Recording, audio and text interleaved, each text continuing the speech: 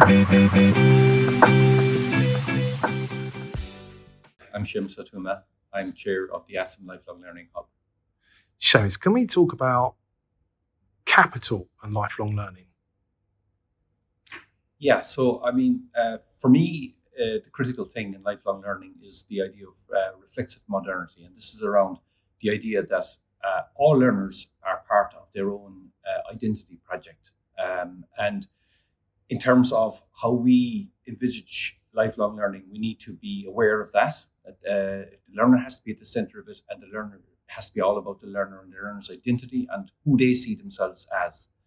And in order to do that, learners need an opportunity to accumulate what I'm using the word capital, because I think this word capital is very much used in contemporary society, and it's important that people can begin to understand and conceptualize what I'm talking about. So I use the word capital, and I'm especially concerned about the ones who are being left behind, because a lot of people are being left behind in the lifelong learning project, and they need what I would say is seed capital.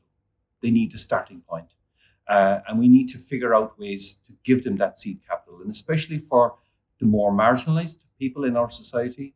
I'm thinking about cleaners, truck drivers, and all of these people who have difficulties in terms of time, money, and all of these things, and previous learning opportunities.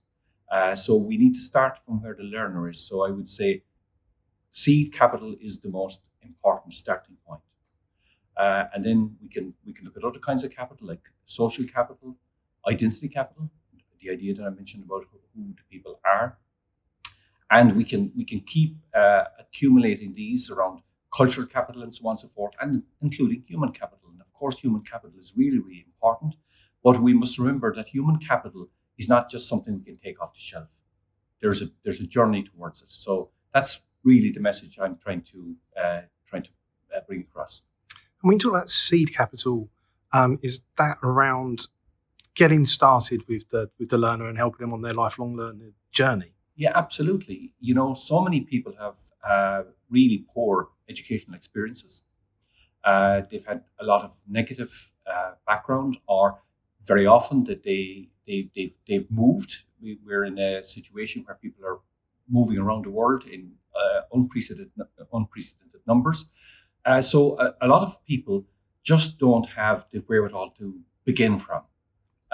Like investing in a company or a good idea, unless you have money, it's very, very, very hard for you to get on the ladder.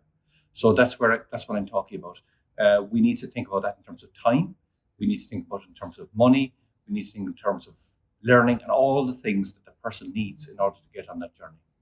How can we add value in, so as we're encouraging learners to give time and to value their lifelong learning journey? How can we actually create currency and value in lifelong learning?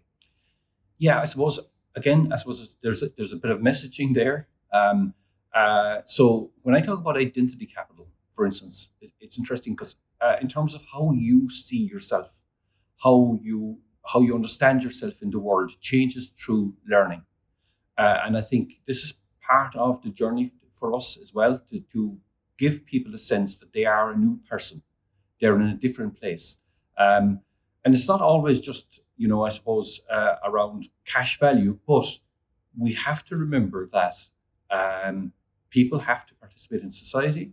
So they need jobs, they need income, they need opportunities to improve their own lives, the lives of those around them, contribute to society, and so on and so forth. So it is important, I suppose, that people can see a value in it, because this is a thing that people very often say to you, oh, there's no point.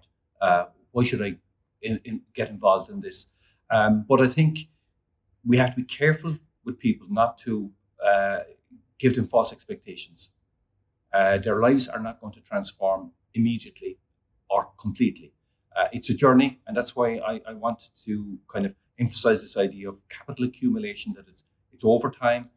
Different people are starting from different places, and we just need to be patient with people, and we need to let them know that we haven't the magic wand, that they're part of a journey, and that that this is going to take time.